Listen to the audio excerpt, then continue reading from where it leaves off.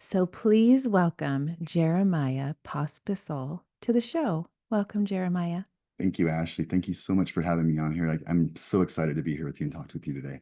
Oh, I am so excited, all the way from San Diego. Woo, right down the road. And I love it.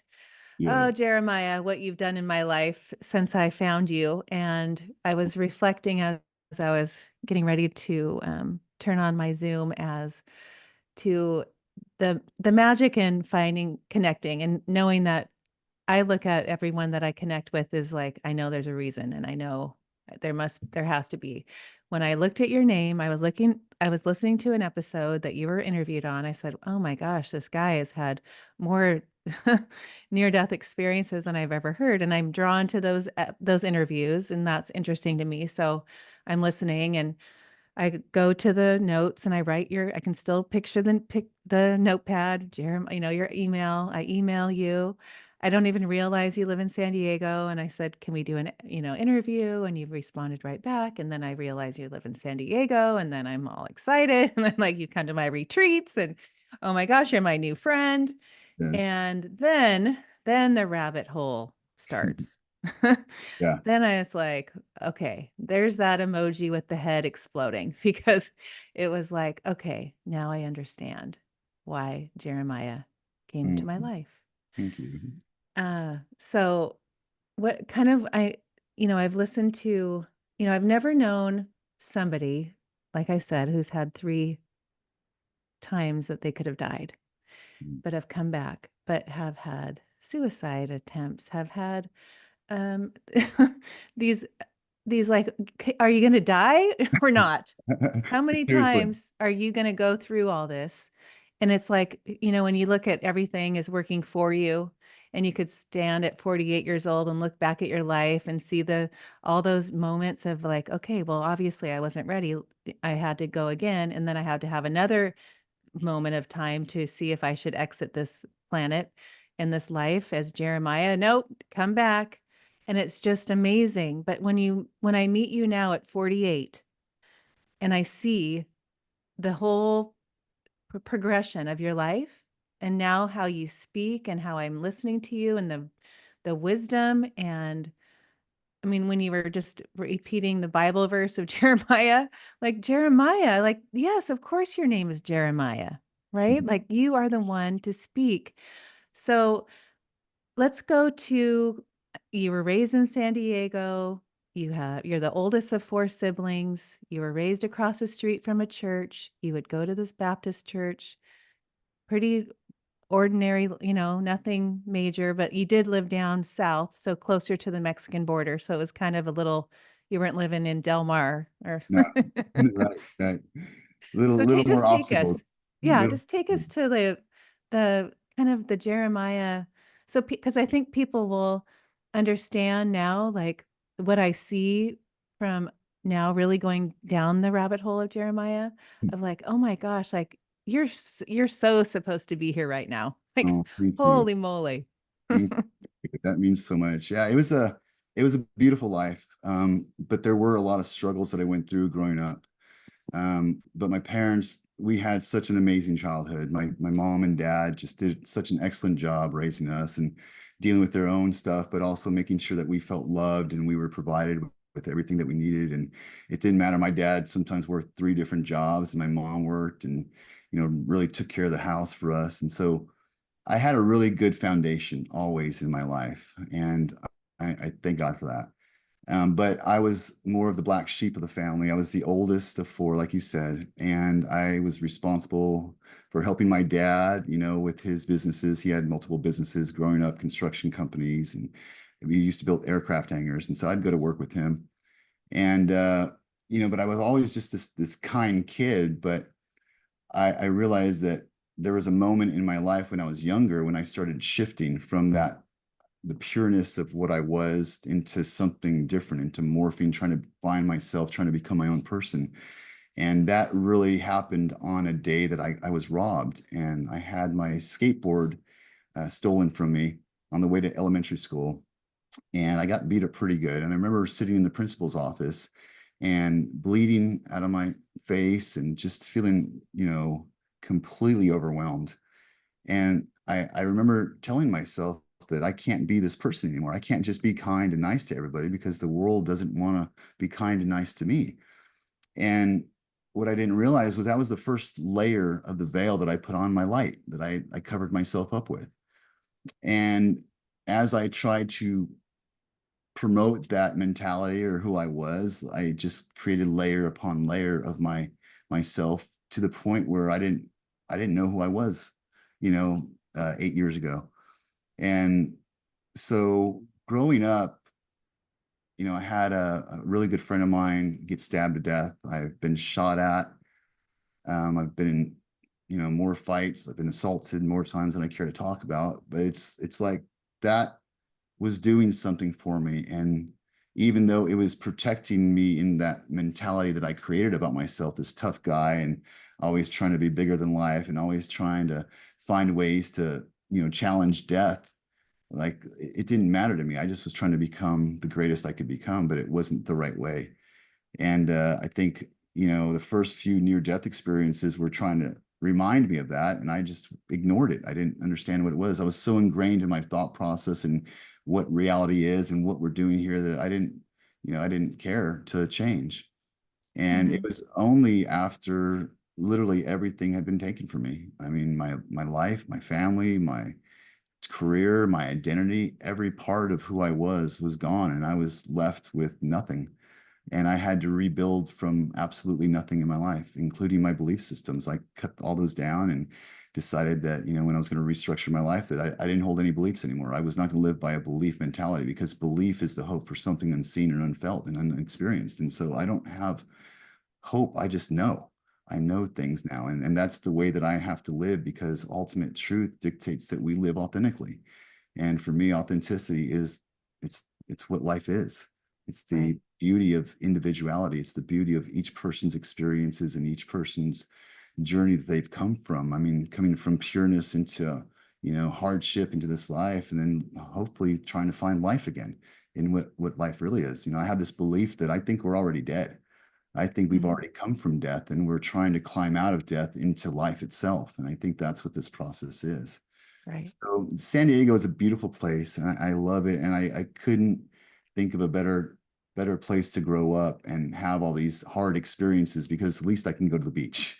At least I can go get some burritos or something and, just kind of chill out and relax no matter what, and I thank God for that because the water is a healing property for me. Yeah, Absolutely. I Pisces too, agree. so naturally. Yes. So what I've learned from you in like a few weeks that I've known you, I don't even know if it's been that long, is when you had your near death experience and you had we'll go through it, but I want to explain what has really changed, what you've impacted me in is you saw those like little pixels, right? And you realize that I'll have you explain it, but I just want to let you know what's happened to me in the last few days since I've understood you more. When you had that near death experience and you saw those pixels and you realized that each of those little things there were the moments in your life that you made an impact on somebody and that that something happened and it's like a life review, right? So Yes. now I understand, like looking at how you live your life now, you're retired, you have the freedom to, we all have the freedom. I mean, as far as time goes, your days are free to go do that and make those moments and see the people at the grocery store or at the beach or make that moment to see the magic.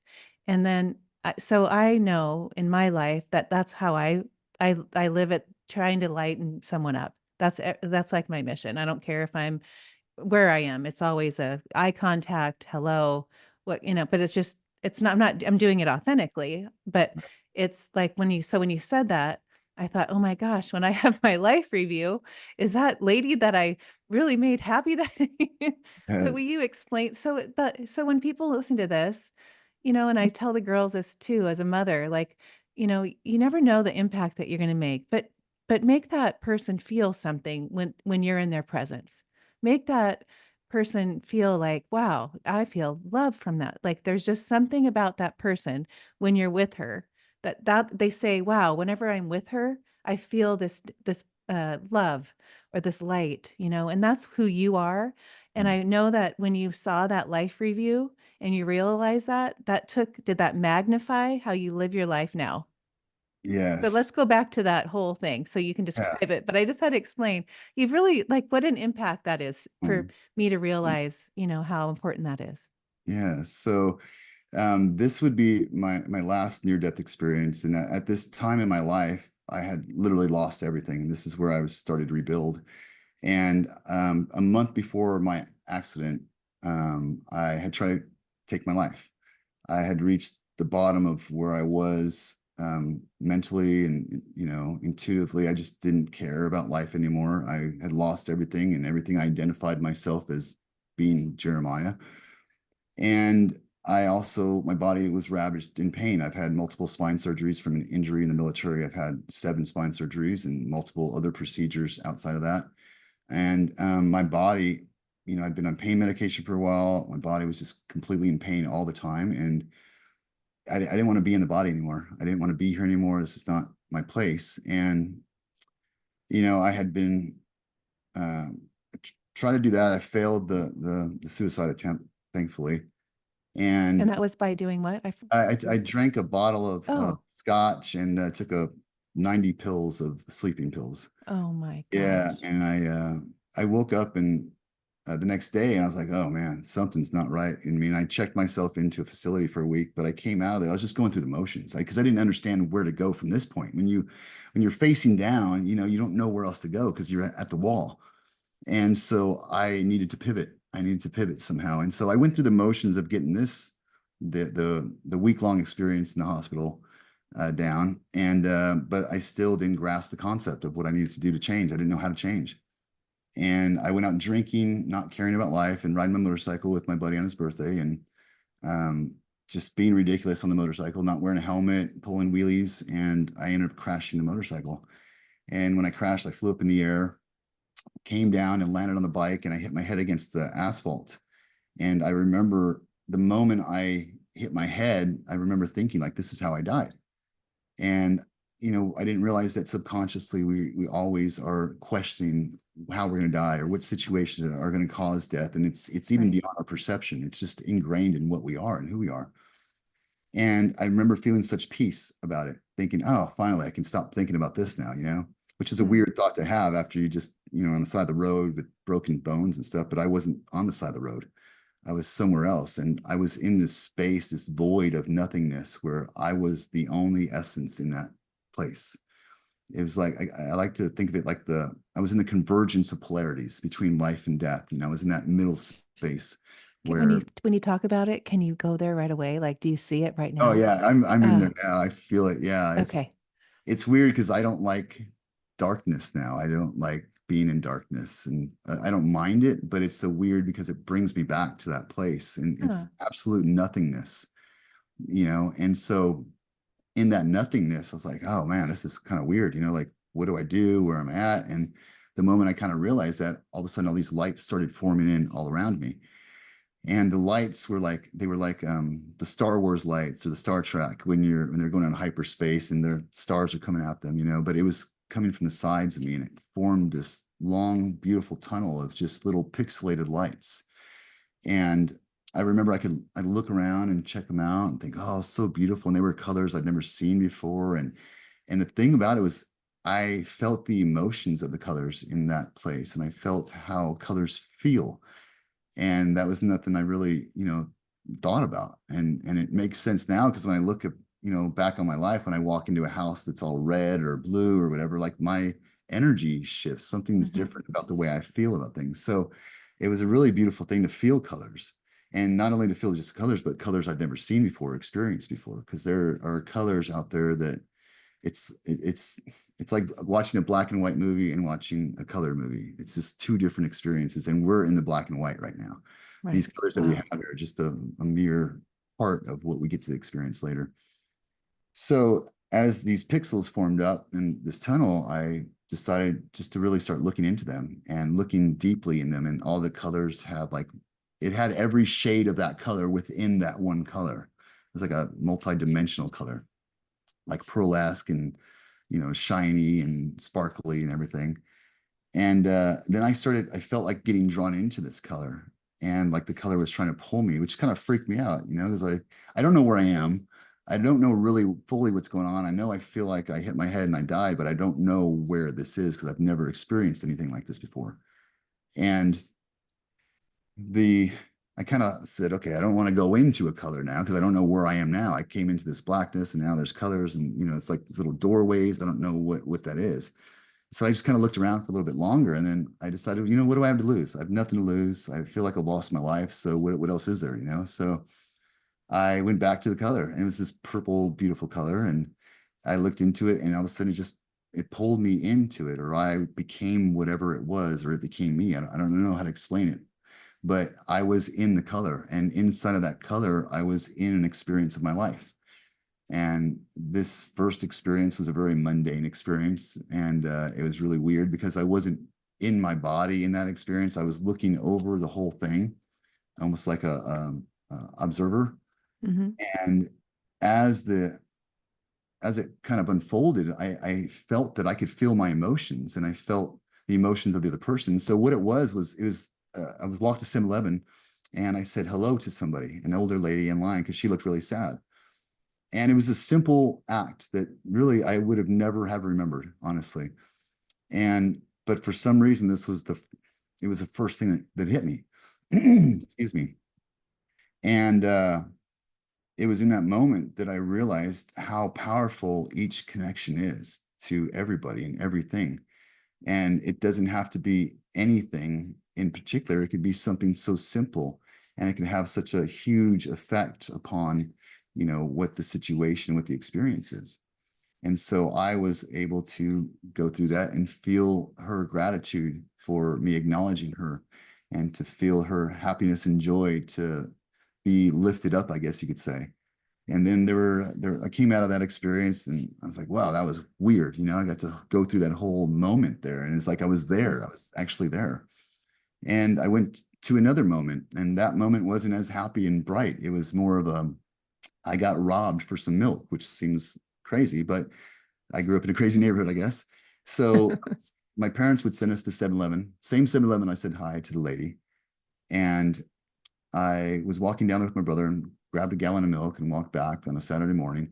And some guy tried to steal my milk, said, "Give me your milk." And I was, I love Ovaltine, I love chocolate milk, so you're not going to get my milk.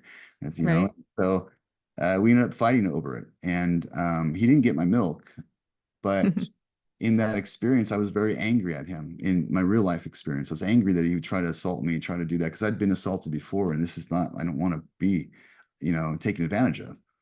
And but in that experience, in the near death experience, in the pixels, I didn't see a man who was aggressive. I saw a man who was trying to provide for his family, a Mm. man who didn't have the resources to give something that would make his family happy. Or maybe he had a little sister that, was trying to eat some cereal and they didn't have any milk. And here I was, walking with milk, and I had an abundance of it, and he just needed some. I don't know. Right. Huh. But it's something opened up to where I no longer viewed every experience as a one-dimensional thing. It can be a Right. multitude of things, and it can have a multitude of expressions, and that those multitude of expressions can have a multitude of meanings. But Right. ultimately there's only one thing that's going on there, and it's an exchange between two spirits, between two energy sources. Right. And that fundamentally is what's going on in the universe. And so I got to go through that and see that beauty in that I could look at things from a new direction, and I could stand on a different plateau and look at them from the whole experience, not just my perception and my perspective of the experience. Like there's more than just my perception happening out there. Right. It really becomes important to me to kind of use my empathy that I've always had to turn that on to understanding how people are experiencing me and how I'm projecting myself into their lives and their energies. And so I went through a bunch of these, probably 8 or 9 of these pixels. And at the end of it, I remember feeling this being behind me, this powerful being that had been walking with me this whole time. And I didn't really focus on that, but it had been with me the whole time, kind of guiding me along. And because I don't think I would have left, I think I would have stayed there and just kind of gone through every Huh. experience of my life. And I would have just been happy with that, I think. because I didn't feel pain. I didn't feel anxiety. I didn't feel anything. I felt just complete love. I felt perfection. I felt what it Mhm. felt like to be whole again and not feel like there's parts of me not missing. Right. And that being behind me, though, had been pushing me along, and I didn't want to look back at it. I was not scared to death of it, but I was definitely aware of its power and its influence.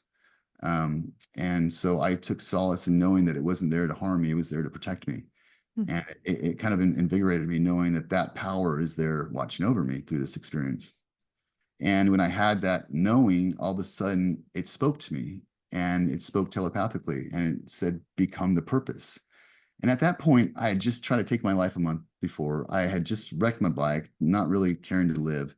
And I had no clue what the purpose was. I had no clue what my purpose was, what I was doing here, why I was here. And when he said that, it wasn't like, hey, maybe you could try to become the purpose, or maybe you could try to, do what's right. It's like, become the purpose. And it was almost like a command, almost like he Mhm. spoke a command into me. And when he said that and I processed that, I was hit with this beautiful, powerful white light. And that white light, I believe, held all the information that I was supposed to unlock.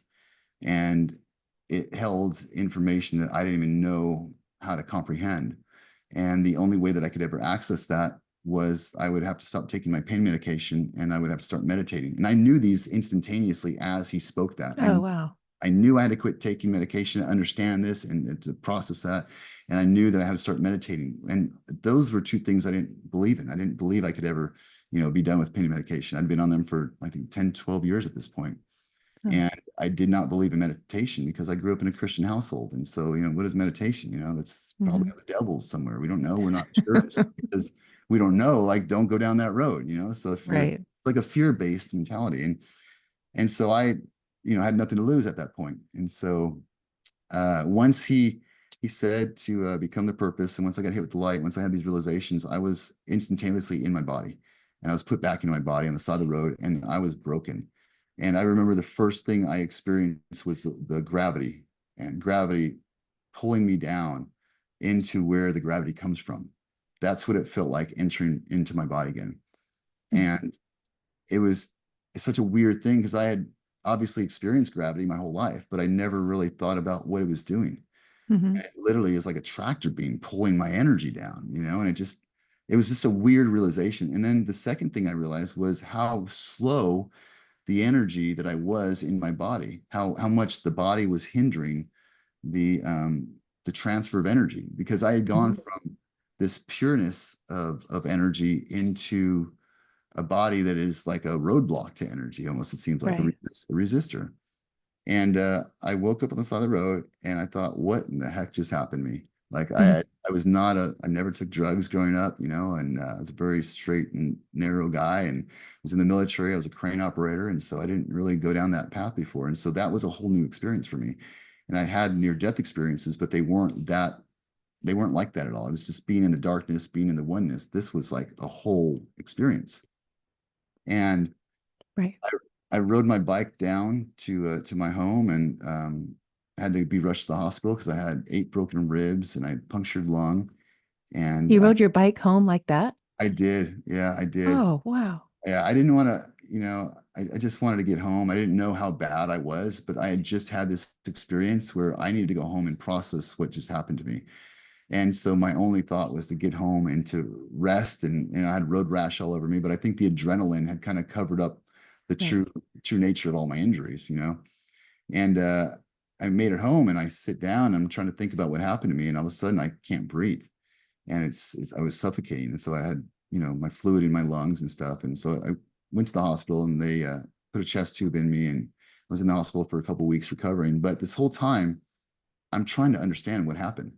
What was that experience? I can't tell anybody about it, because what if it's just my mind? What if it's just, I've heard people who've died, like my dad, who died and came back to life. And I kind of Yes. started researching, you know, um, life after death with that, but I didn't understand it. I didn't believe it. It was just some weird, like, what if it is just chemical responses in the brain? What if it is just that? And so it didn't make sense to me.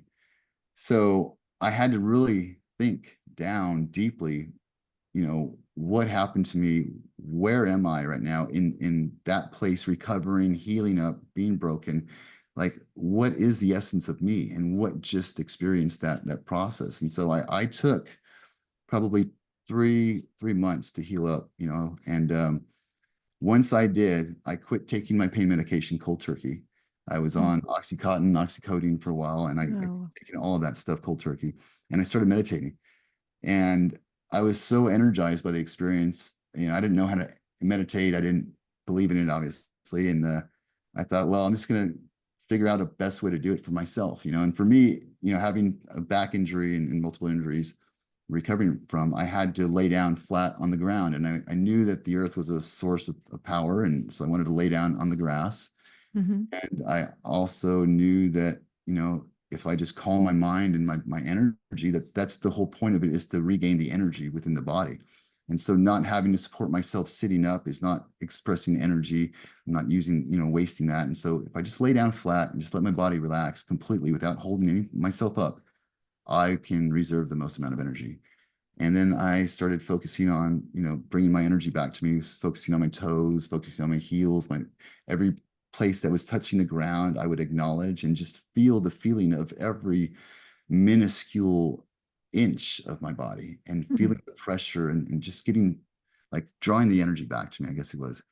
And I would bring it back to my awareness and just let my mind go and just be free and not have to worry about anything and just see where it led me. And it opened my mind to some really amazing, beautiful things that started unfolding, just having knowings and realizing that I had to stop with my belief system, because how my belief system was set up, it was in a uh, fractured system. Right. And it wasn't right. The pieces weren't there. There were holes in my beliefs. And so I had to start from ground zero, from nothing. And so I disowned all my beliefs, and I decided to go down logic and just find the truth to this experience, doing that. And in doing that, I found God, which is Mm. ironic, crazy, because Amazing. at that point, I didn't really believe in him. I didn't believe in any of that. But Huh. it was a very revealing experience. And I took, it's been almost 8 years now, that for 8 years, I've tried to understand fundamentally what the nature of reality is, and what we're doing here, and what is the process of life, and why are we just not getting it? What's being kept from us, or what's being hidden from us, or what are we blinded by? Mm-hmm. It's taking me on this beautiful journey of just I learning, know. opening up the Because world. I get these light bulbs, well, I mean, of the last couple weeks where we have these conversations, and I'm like, oh my gosh, like you really have this. I mean, you get these downloads of this information. It's just amazing.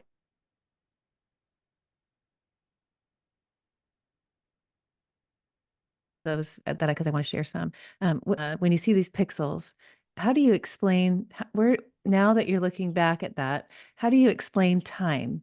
Because I know that everything's happening now, and we are we have multiple aspects of our soul happening other, in different realms and all the things. How do you look at that when you see that one moment that you said hello to that lady at 7-Eleven? That's from this life. Where are all your other lives that are going on at this time? Yeah. So I believe that we're three entities in one. I think that we are soul, that we are spirit, and we are body. And I believe we can look at that energetically as well. The body is a lower frequency. The spirit is a higher frequency that the body manipulates, right? Because the spirit can change by the body's incursion into life. And so we can manipulate the spirit. And then I believe the soul is the pureness and the pure essence of life itself, or love. And so for me, time doesn't really exist, because what is time? I mean, time really, if we look at it logically, it's the expression of movement of energy, right? It's energy movement happening in different regards. And wherever we see time, we see gaps or stops of of an expression, right? So for me, I don't time really is it's the convergence of two spaces of energy, and it's the point of what a frequency is, I think. So Mm-hmm. time is just really the expression of an energy form, right? Right. And we are multiplied. Well, we are in a multitude of experiences. It's not just this physical experience. We actually have an energetic environment that we are working and living within. And there's also an eternal environment that our spirit, because energy doesn't know time, light doesn't know time. And so that if we are the expression of light, which we are, we don't know time either. We just know the fundamental changes that happen within that process, like the atoms spinning around. We're stopping the particles in certain places or something, but it's still going. It has to go, because Right. without it, there would be no life. And so energy is movement. And so we have to observe movement in order to know that there's life. But fundamentally, in the bigger picture, there is no time, because we are living within the expression of energy. We are living within the expression of light. We are light, What? ultimately. Yes, that really is a good way. I've never heard it explained that way. That really was it clarified a lot in my mind. I can see it that way, like you explained it. Um, you're just like, I mean, amazing. So, okay. So now let's go to um, Jeremiah living and trying to become your purpose, become the purpose, Become the purpose. become the purpose. So, do you do you know what your purpose is? Have you defined that? I think I do. Okay. Well, I know I do. I know I do. And for me, that's the biggest question, is what is the purpose of life? Right. And everyone has these ideas. It's different for everybody, we think, but it's actually not. I think what the purpose of life is the continuation of life itself.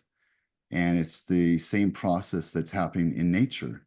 All around us in nature, it's doing one thing. It's continuing the cycle of life in any regard and in every expression of itself. And so we are the only species on this planet that is living outside of the natural order and the natural boundaries of what life means.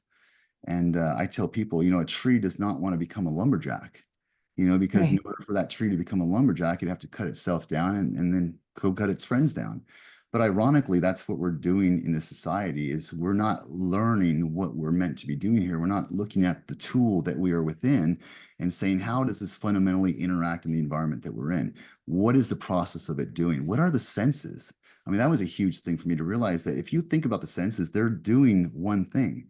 You're taking in light energy, you're taking in audible energy, you're taking in chemical energy, you're taking in thermal energy and kinetic energy. And so we're looking at different dimensions of energy, because a different dimension really is energy frequency. That's all it is. And then you can take the totality of dimensions and put them in categories of like harmonics, or um, it's all it all fits together. It's all just literally energy together. So looking at all of that, I can see how what my body is doing, it's taking in energy, and then there's something else going on, and that's my perception. And my perception now is dividing that energy and where it should go, right? And Hmm. how I'm intaking the understanding of what is going on in my environment, or how I'm talking to somebody, or how somebody's talking to me, and I'm putting a valuation on that. And that valuation, you could break it down to life and death at its very simplest form, right? So I'm either speaking life to somebody that's going to encourage them in their life and help them become the greatest version of themselves, or I'm doing something that is going to hinder that. And if I'm doing something that's hindering that, I'm ultimately causing a death. And Hmm. so my mindset now in my life is that there is only two polarities. There is life and there is the absence of life. And that's what my heart knows too. And they actually did a experiment where they hooked up EKGs and EEGs up to participants, and they wanted to elicit a emotional response to understand what the emotions were. And so what they did was they showed them these pictures that were meant to create some kind of disturbance within them. And what they found was that the heart always responded first, and then the brain responded.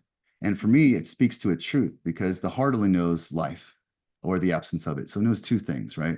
Right. And then what happens, it gets processed in the brain, and the brain knows an abundance of experiences and situations that can have, a whole range of outcomes.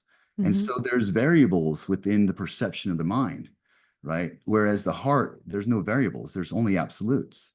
And so emotions can be looked at as a variable understanding of an absolute truth.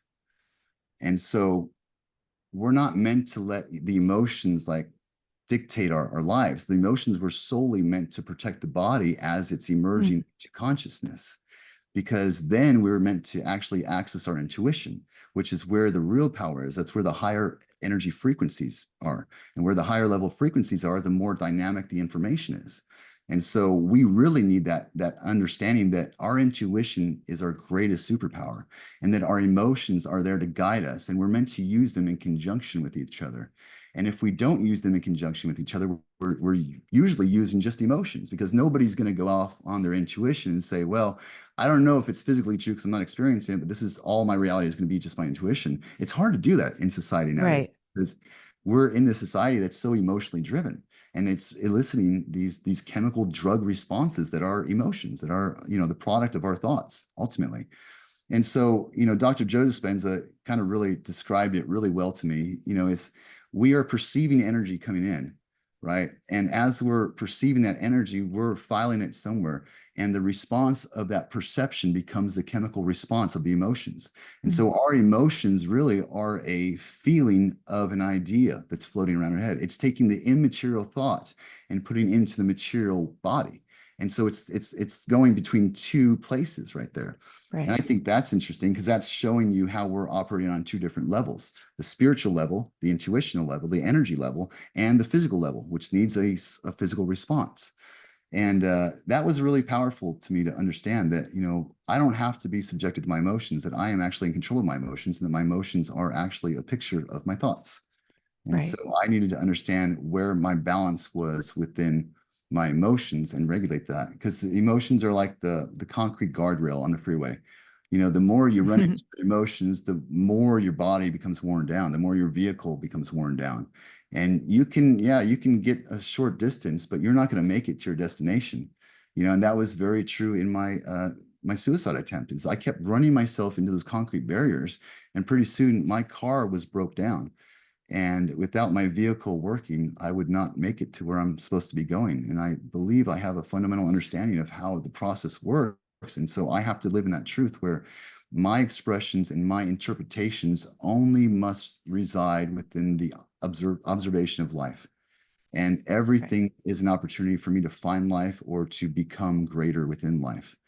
And I am not subjected to the world, because when we're emotionally responsive, we are being subjected to the environment around us. We're not creating, and we've been able to create. We've been created to create. It's what we are meant to do. We interact with energy, and the only way energy changes, and this is true in all of nature and all of reality, is it has to interact with something. Okay, and scientists call that constructive interference or destructive interference, but it's frequency modulation. And so we're modulating the frequency, we're changing the frequency. When two energy frequencies come together of the same wavelength, the same understanding, the same personalities, the same likes, they're going to exchange information, right? Hmm. Now, if you come across somebody, like, we can look at the polarity of politics nowadays. Two different polarities, two different wavelengths, two different frequencies, two different mindsets, but there's no information that's being exchanged there. And so that Right. becomes a deconstructive interference. And the only way that nature is expanding is through constructive interference, and the Right. coming together and the convergence of energies, the convergence of information. And, we can live that way, and we can do Hmm. that way. So I don't live by my emotions. We have to live by absolute truth, and truth is life itself, and we have to find life in every way. And I think it starts by realizing that nothing is happening to us, everything is happening for us. And Right. everything is meant to open our eyes and to express the true fundamentals of creation. And if we can just grasp that and realize that we have control of our interpretation of it, everything is going to be showing us something. It's going to be opening a book that we can read literally in front of us, and change. Right. Okay. Sorry, that was a lot. Jeremiah. Okay, so when I'm listening to you talk, you're living in this place that we've been talking about, the fifth dimension, say, the people, I could go back 10 episodes and we probably talked about that. But when you're talking and you have this realization, you're living that. So when you're talking about the political thing and what, I know you don't watch it like me, like I don't even, that's not even part of my life. No. And I don't live, I live in the place of this, what you were just explaining, like we were talking before we hit record, like this is my life, and I live in love, and I'm just, trying to make a difference, being that person that, makes that pixel, Right, brings right. that pixel to life, right? But when you're living like that and you're talking and you're getting this information, and I want you to talk about those two energies the other night when we were talking about the sperm and the egg, because that was so fascinating.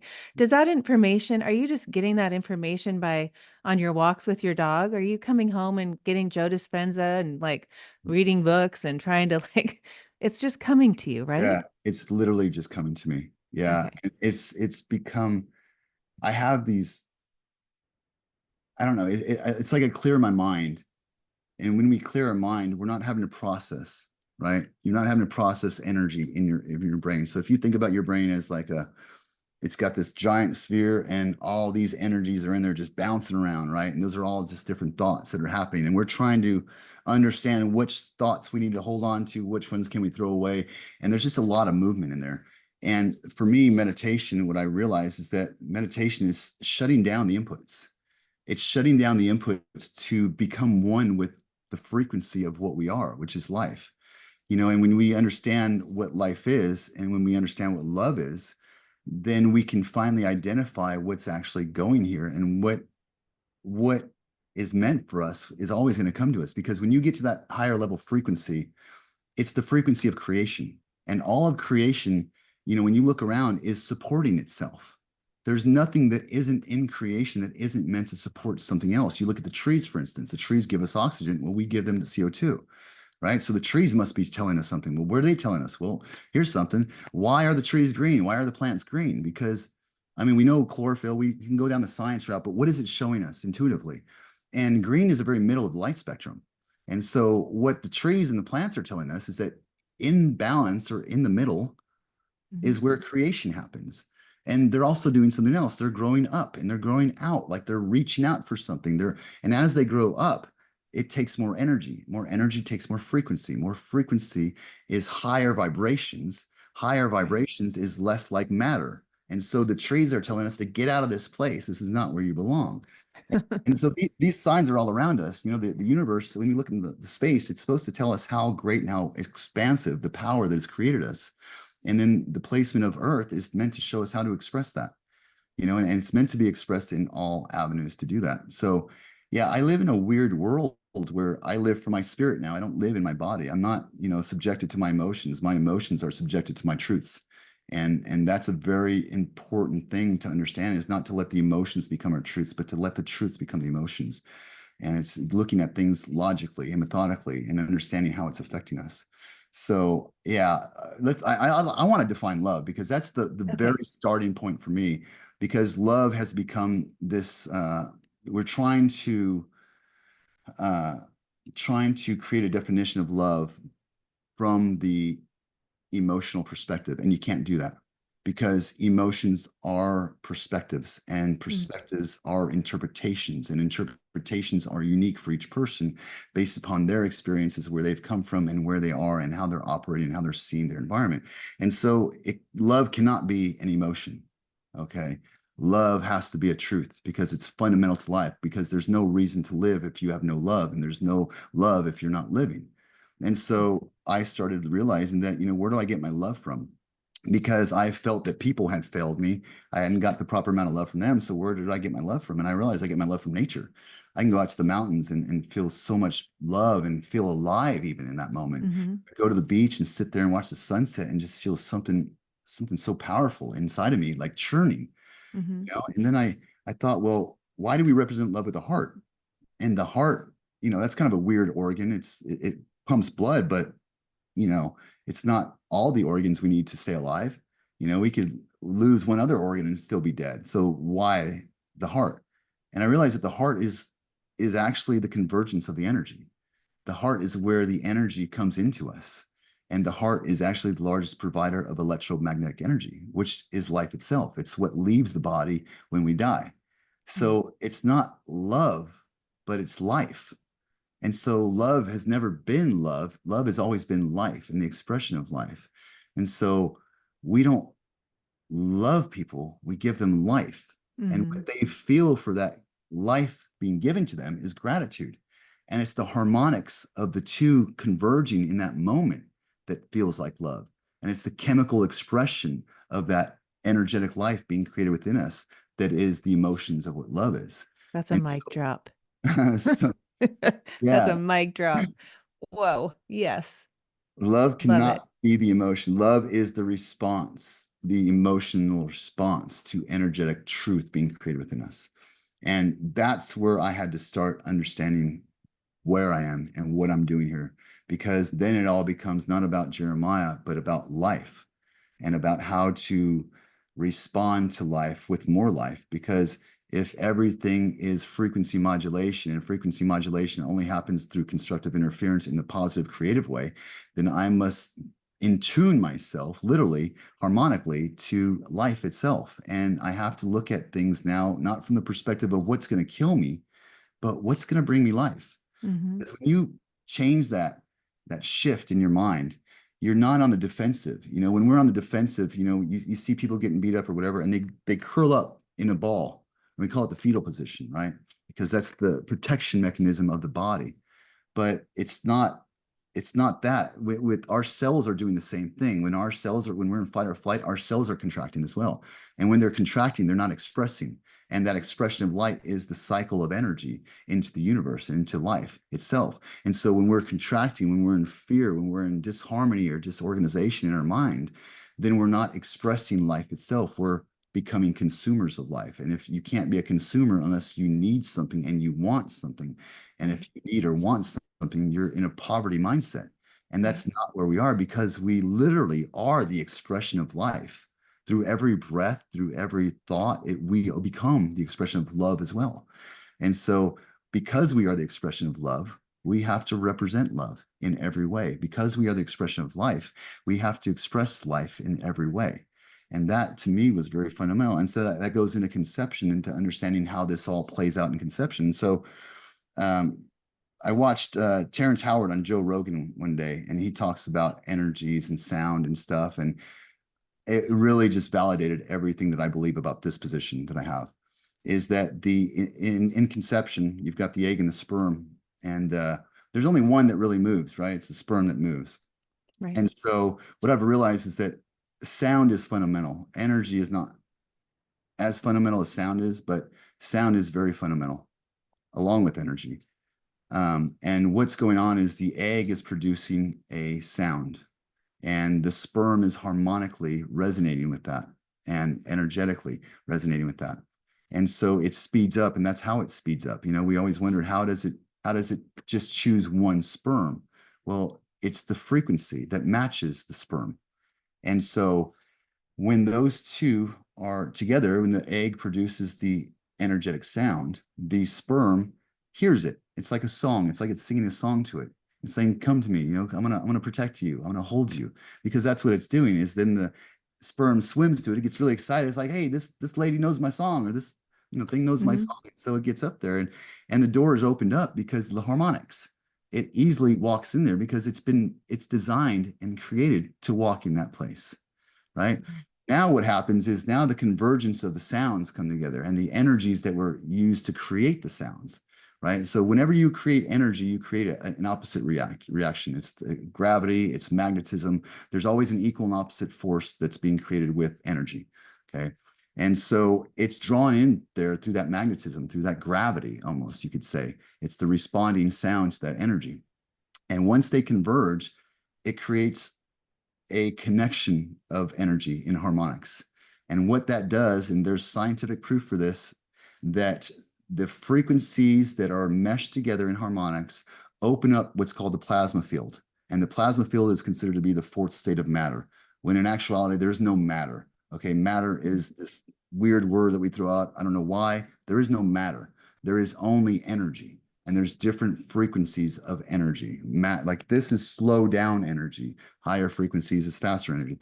So what's happening is the plasma field is harmonically open because of those two converging energies. Okay. As it opens up, it opens into the quantum field. Well, in the quantum field, there is the pureness of energy. There is the pureness of sound. There's the pureness of every available frequency in that place. It's what I like to think of as heaven. It's like the pieces of God, the expression of creation in its holding tank, waiting to be accessed, waiting to be acknowledged, waiting to be drawn into, right? And this is what's happening within the universe. And so it opens up that quantum field, or it opens up the plasma field, and that quantum drop comes in. And when that comes in, we can see in conception when there's a light. And that light is the pure essence of energy coming from the pureness of the quantum field. And that's what lights up. But then it diminishes very quickly, right? Why does it diminish? If that light comes in, what is it doing? And so what it's doing is it's distributing itself through the egg. And because it comes from the pureness of the frequency into matter, which is a slow down energy, it has to dilate itself down and respond to the environment that it becomes, right? And so what it does then is it starts spreading itself out and laterally starts expanding because there's too much energy within the one cell and it can't stay within it. It starts shaking around, going crazy, and says, I got to get out of here. And I need to replicate myself and get out of here. So it starts spreading out until it has no more energy to consume. And that's what death is. But really, we're missing a part in that, is that if the energy goes into the egg and the egg becomes the body, which is the protection mechanism of the spirit, right? There has to be an identity of what is going on within the spirit, because the pureness gets diluted into the body. The protection mechanism goes up, the force field, the barrier goes up, which is this guy, right? But I'm meant to return that energy back to the pureness, because energy has to create a cycle, and that cycle is a return back to the beginning. And so this is what the infinity sign is, except the infinity sign should have a polarity shift on it, should have a spinning of it, right? And so that letter 8 is the polarity shift of our consciousness. It's the purity going into the body to create the expression of protection, and then going back into the spirit to now let the body create environments in its surroundings that are generating energy for the spirit. It's the pureness of creation. And so when we aren't living with that mindset, all we're doing is living for the body, trying to disattach ourselves from the body, not realizing we've never been the body. We never have been. We've been the spiritual essence. We've been that pure energy from the quantum field, from the heavenly realms, from God. It's the expression of God. That is who we are. That is what we are. We were never the body. The body was meant to protect that, you know. And so by seeing that, I realized that I am now meant to give that truth of energy back to my spirit and encourage that spiritual growth, because we're feeding two bodies, whether we know it or not. We're feeding the physical body through food, and we're feeding the spiritual body through experience and through relationships. And so we can't just not have that mindset. We have to know what our emotions are doing. We have to know what our perceptions are doing. We have to know what our body is doing. You know, this body is a tool that I utilize, and I'm going to get rid of it. And so in this place now, my body has become the womb for my spirit, and my senses have become the umbilical cord for my spirit as well. And just like in nature, the trees and the plants are Earth's intake. It's their sensory inputs. We're putting that energy into the earth through these different plants and experiences and animals. You know, not only that, but then we're emitting light photons as well. So this energy that we're not really knowing what to do with is actually doing something no matter what. Whether we know it or not, we are manifesting. Whether we know it or not, we are creating energetic environments that are responsive to creating life or death in people. Like, that's literally what's going on. And so having that understanding of seeing how the egg and the sperm come together, how it opens that quantum field, you can see that everywhere. It's the same thing that's going on in the universe. You know, this is what I believe the sun is. It's getting that energy from the quantum field, right? Yeah, there's chemicals and stuff mashing there, but it's all energy in some form or fashion. And then you look at black holes. Well, that's the equal and opposite reaction. That's the intake and consumption of energy back to its purity, the breakdown of the complexity back to the original design, which is the energy. And ironically, this is what they talk about in the Bible, in Genesis, you know, the first book of Genesis, first few chapters. It talks about creation, how it was created. And they talked about God speaking over the waters. Well, what are the waters? The waters are the energy field. It's the plasma field, right? And you have to penetrate the waters to get out of this place, out of this space. So yeah, I see everything as a convergence of energies. Now, there's no matter, there's no, you know, there's no confusion in that. It's just energy in different dimensions, and that energy can only be changed by one thing, and that's, you know, frequency modulation. So becoming the great energy source is where it's going. But this is also what's the two forces that are pulling us, because our body is in tune to a certain frequency, but our spirit is in tune to a different frequency, right? There's two polarities, two forces pulling us, Pulling. and we are in the convergence of that polarity. We are the convergence. Our perception is the convergence of the polarity. And so where we identify ourselves as is where our energy is going to go, because energy has to create the cycle. And whether we know it or not, it's going to take that energy back, right? We've been given this gift of energy to do something with it. And if we're not going to do the right thing, it's going to get recycled. And this is what I think, these past lives are the recycling, trying to get that energy in tune, right? So that, like the sperm going into the egg, we can enter through the plasma field into the quantum world, which is where we're meant to be, the space of unlimited opportunities and unlimited experiences and unlimited creation, literally in Right. the essence of what being in creation means and being in life means. So your your soul that came into that sperm and egg in your mother, you decided, you came here to have experiences. That was what, explain how you decide that. Like, why are you here? Why do you have these experiences? Did you plan all these exit points and then decided I'm going to keep trying to get exit this life? And but how does that work in your mind? Because where you're at in your mind, I don't know Yeah. what how your expression of life, and it, like it's way, I mean, people are just going to have to rewind this and listen Yeah, over and multiple over. times. Yeah. Yes, and I'm so glad we got to talk about this, because when we were on the phone the other night, and I thought, shoot, I wish I was recording this because I need to listen to it again. Right. So now I'm good. I have it.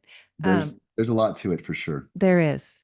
And so explain to me why do we decide to put this little energy in this sperm and egg and decide to create this human form and live here on this planet with the trees and, these relationships and these experiences?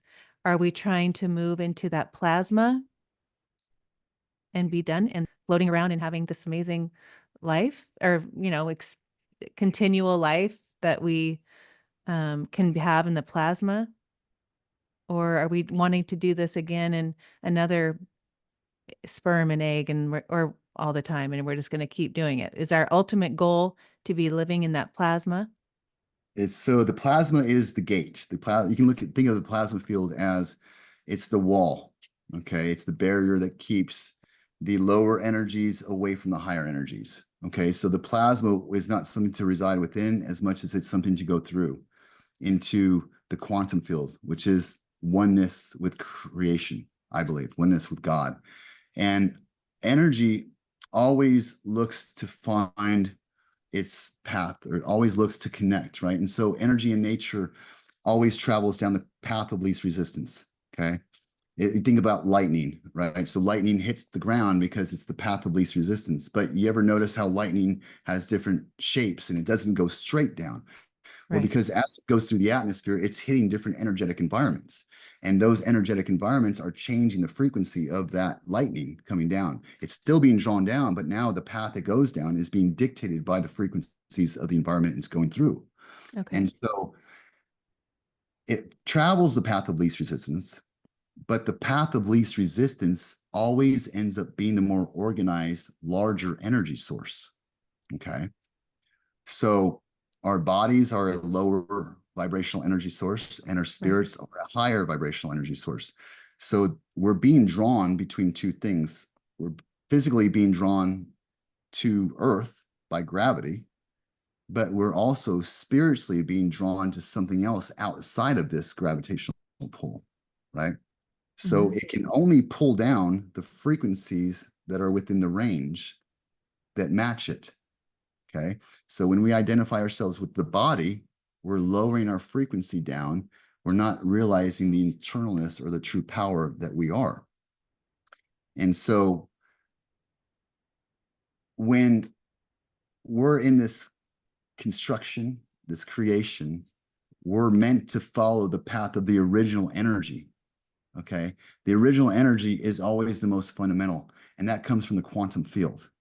This energy down here is a recycled modulation of energy Hmm. that keeps getting Got it. redone until the fineness opens that plasma field to jump back into it.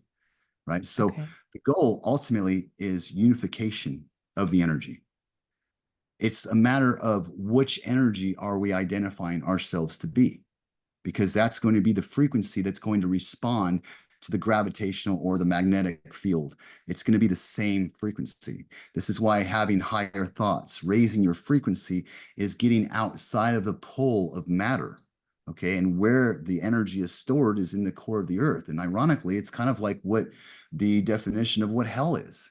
It's like Hmm. flame, lakes of fire, and consciousness being aware of itself. Well, I don't, that's crazy. But I think there's a place in between where, like, we're meant to have these chances to get out of here. We're meant to use this thing to open the door to get us out of here, right? And Right. we're not realizing that, and so we're creating an environment of containment within the one thing that's supposed to let us free. This experience is meant to free us into the fullness and the boldness of what creation is. And if we only identify ourselves with little pieces of the creation and not the fullness of the creation, we'll never ever experience what it means to be alive in the fullness of what life is meant to be.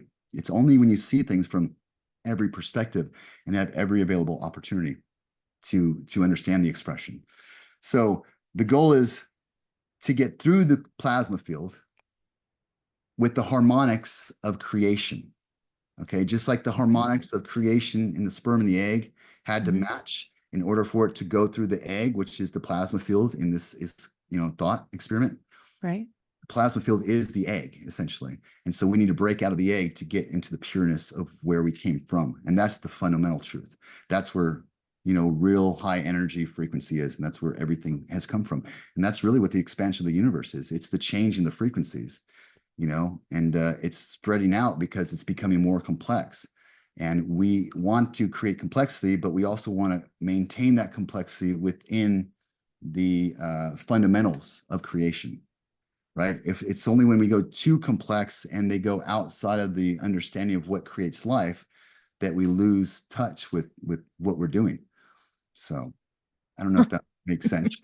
Well, it will if I listen to it a few times. Yes, uh, yes. in my little mind. But when you say that's where we're moving to a different dimension in this earth, Yeah. so we're moving to the plasma energy, our frequencies are moving into Yeah. that, and we can live there now. Mhm. We're living when we raise our frequency and we think the thoughts and we live in life and love and all that thing, all Well, those think things. about this. This is what I think. This is what we talked about before. Is like, what if we're already dead? Like, what if that's what happened? And because if death is the slowing down of energy or the stopping of energy, and we are in a physical reality, which is slow down energy, right? Right. Matter, and life is only known by movement and action, then we have come from death into life and we're trying to climb into the fullness of life. Right. So we are ultimately within death. This is the valley of the shadow of death, right? We are in the valley right now where we can look over and there it is right there. There's death right there. Or we can look over here and there's life. Right. So we are in that convergence. We are the perception of what it is. And because we are the expression of life, our perception has to line up to life. It can't line up to death. Like putting death in our bodies is not conducive to life, right? It's two Right. opposite things. And when you realize that negative mindset, negative emotions are not allowing life to be expressed because it's contracting, well, then that's not where we belong. We have to look at the fundamentals of what is creation and how does creation happen? How does it form? And stick with that mindset in all regards. Right. Have you met other people that you can talk to with, like, converse Very this kind few, of, yeah. very, very few. Uh, and maybe I just have weird thoughts and they're out there, but I mean, I think it's that way for everybody. When we go into our authenticity, no one can really understand our process and no one can understand how we're seeing things. And so it does create a divide in a way, with being able to communicate with people. But um, I've learned that my goal is not for people to understand my communication, but it's for me to be able to communicate to how they can understand it. Right. And so that's something that I'm working on constantly and trying to be able to relate the information I have into a better way to understand it. But it is becoming easier and easier. And I am finding that, people are kind of getting it Hmm. Why slowly. do you think that? I think because absolute truth can be validated from every perspective. And I think that when you have an idea of what something can be and it's not validated from every perspective, it's not an absolute truth. And I believe that, this information is absolute truth. And I believe it can be validated from every position in every regard because it's not some hoity-toity spiritual thing that I read in a book. This is actually what's going on in the universe Right. because there's energy and information, and the information is the frequency, and the frequency comes from the sound. So there's energy and sound that create everything in the universe. Hmm. And so that's fundamental to me. You can take water and you can take sound and you can create light, right? Which is really interesting. And it's the sound frequency that creates bubbles, that creates a distortion, that opens up, I believe, the quantum field through that harmonics of the bursting of the bubbles. And I Hmm. think that's why the heart is represented with love, because it's a convergence of two flows of pressure, right? Right. We have two chambers, four chambers, but two valve or multiple valves, but they're converging together. And it's in that convergence that I think that's where the energy is coming in from. Right. You have Veda Austin on your Instagram because I find that fascinating with the water Yes. and how they, what made you put on there? Like, is that something that you really, um, like, where did you, like, that had to have been something that made an impact or you really believe in that water? I mean, I think it's amazing. I love all of her information and I Yeah. believe that. So, I mean, what's interesting is that when we think about our bodies, what are our bodies doing, right? And so we take in energy, right? We take in sound, and we are water in a crystallized form. And so the light and the sound are fundamentally changing the water. And Right. then the expression of the water becomes light, which we express light photons. So it's if truth is truth, then it's fundamental across all things, and it's going to be happening in all regards in some form or fashion. And to me, that's a very real expression of what's going on within us: the body, the light, the sound, the energy, the sound. I mean, it's the same thing. It's the Right. same going on over and over in different levels. And so I really believe in it. I really think it's what's happening. Yeah, It's I do too. I love it. sonoluminescence, sound luminescence. Right. What So about crystalline bodies? Like how are we transforming from this type of body to a crystalline yeah, body? well, you look at cymatics, and cymatics is really great because it shows you how sound and energy frequency create patterns, and those patterns are the distribution of the energy, right? It is the circuit board for the energy's movement, Right. and so what we're doing is we're trying to shake off all the inconsistencies of what this body has told us we are, and those frequencies don't and will not enter into the higher harmonics of the next dimension. Okay, because everything's within harmonics, and so it's like the keyboard on the piano, Mhm. right? Like you've got a set of notes, and then you move up here, and now you got a whole nother set of notes, but it's the same notes, just in a different harmonic. It's the same Right. thing that's going on with us. It's the ascension of the harmonics. And so, in order to ascend in the harmonic realm, we have to connect all the energies or all the sounds within that realm, right? And that's how we're entering into the higher harmonics of the next dimension, I believe. And so, it's the crystalline structure of the energy that's within us. We are expanding that, but we become the energy source. We go back into the source ultimately, and that's the ultimate goal: is which side are we going on? Which polarity are we choosing? Right, life or the absence of life, darkness or light. The more light we emit, the more we realize that we're in peace and joy and harmony and balance. And Right. so it's all doing the same thing. Everything is doing the same thing, for Right. sure. What have you done like DNA upgrade? Like when I went to Sedona, I was telling you we went to Bashar last weekend and I was just like the energy there and the vortexes and we all were having these experiences and I kept doing my automatic writing and it was like you were magnetized to Sedona. You had this upgrade in your DNA. It kept coming through and I had a friend that said similar things in her automatic writing. But are we being up? Is that part of what's going on in this shift? That's exactly what it is. It's the returning of the energy. That's what our desires to do. That's the highest self. It's the Right. returning of the highest self back to the origination, back to where the beginning happened. And so you can see that happening like with you in Sedona. When you merge energies together on top of an energy that's already established, right? Now Right. you're jumping harmonics, you're jumping frequencies. You feel leveled up in that place. Why?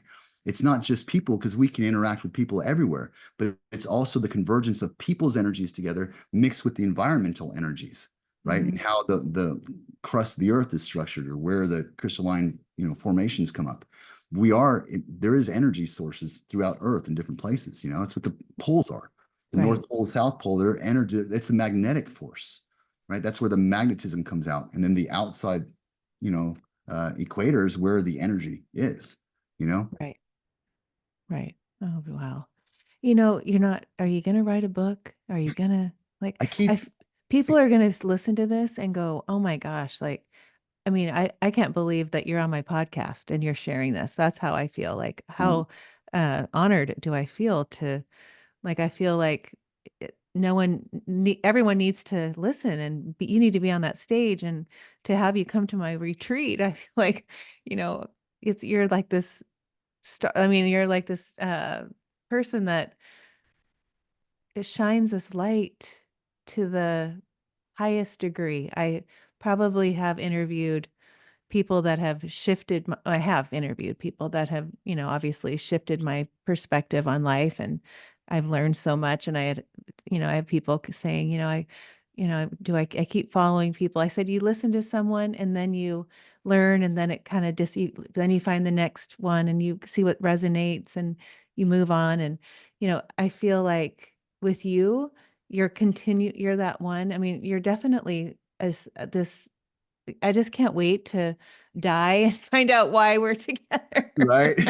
Oh, you're so Like, I nice. wanna know, like, what it is about you. Like, who are you? I don't even Let's know. go.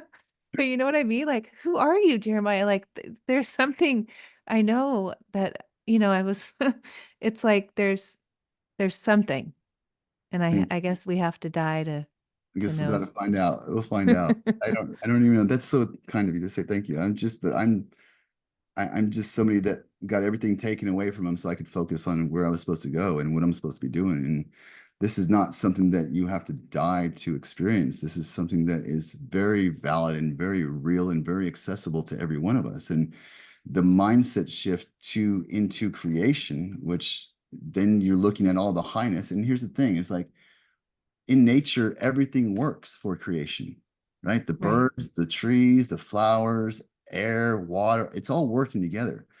And if we're the only things outside of creation, well, maybe this is the struggle that we've been living in. Maybe this Mhm. is the BS that we've been having to put up with, and the attitudes and the frustrations that we had. Maybe if our mindset was, hey, where's life to be found in every situation? And what are the capabilities of this body to express? And why don't I do the most I can do instead of the least I can do? Right. That really is it. Is like, you can live the most in life, but we just got to do it. And we have to Mhm. create this pattern and this habit of finding life and not looking for death. Because when we look for death, we're worried about the body. When we're worried about their body, we're also living in emotions. And when we're living in emotions and in the body, we're not in tune to our highest self. Mhm. It has to be outside of that place and the only place that resides within the mindset of life, within the Right. observation of creation and how it's forming, how it's unfolding. And that's something that we can do. And that's why Mhm. going to the beach and sitting there, going, these meditations or going on these healing retreats, it does that because it stops the influence of the outside Right. energies and allows us to connect with what we are, which is life itself. We are the Right. expression of creation. And Right. the expression of creation must fall within the intentions of the creator.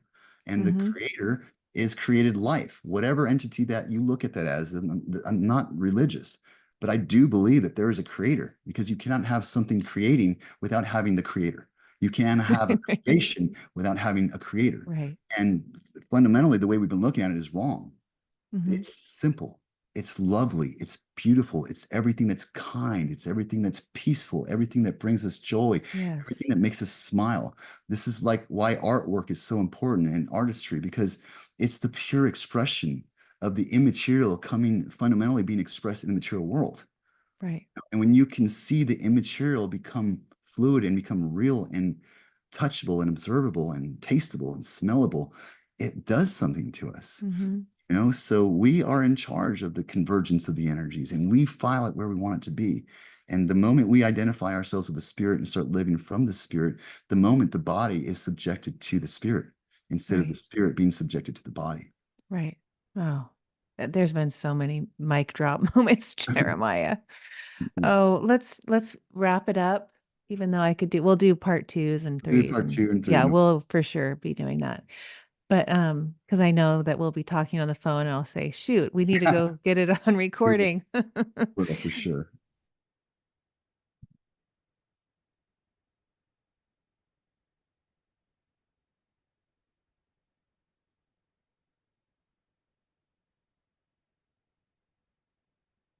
You get froze.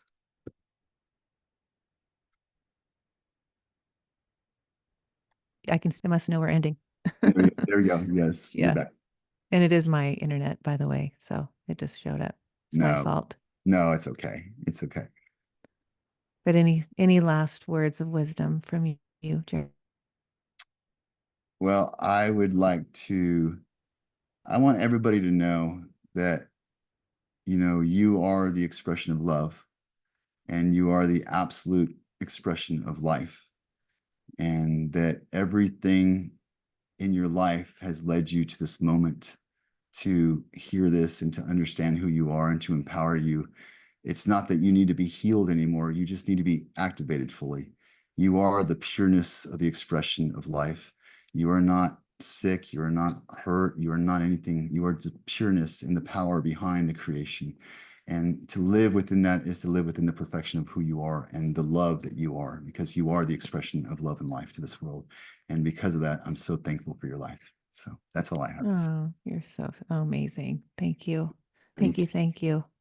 I adore you. I am I so appreciate grateful for you to be in my life, it. and Oh, thank you. that I found you, and or we found each other because we are magnetized Yes. to that moment. But I look forward to continuing this conversation and our friendship and our connection and all the big things that um, come into your life that I can't wait to watch. I do as well. I look forward to that as well, because you've got a lot of big things going on too. And I know that, this purpose of everyone joining and everyone watching this and what's going on right now is it's for such a higher thing than even just our own lives. It's the ability for us to impact generations after us. We do change generations, and we do change the lineage, and we do change consciousness. And so I thank God that there's people like you and the viewers that are watching this that are really looking to change that and not happy with the way that we're living and always looking for something greater, because that's what we are meant to be doing. So I'm looking forward to the retreat with you. I'm looking forward to talking to your viewers, live. And I'm just so excited about it. I'm so Yeah. thankful for the opportunity. Thank you. Thank you. Thank you, Jeremiah. Ah, I can't wait to put this out there. I can't wait to hear my people. What the heck? Who is Jeremiah? Yes. Thank you. It's going to be so fun. But anyway, thank you so much. You're welcome.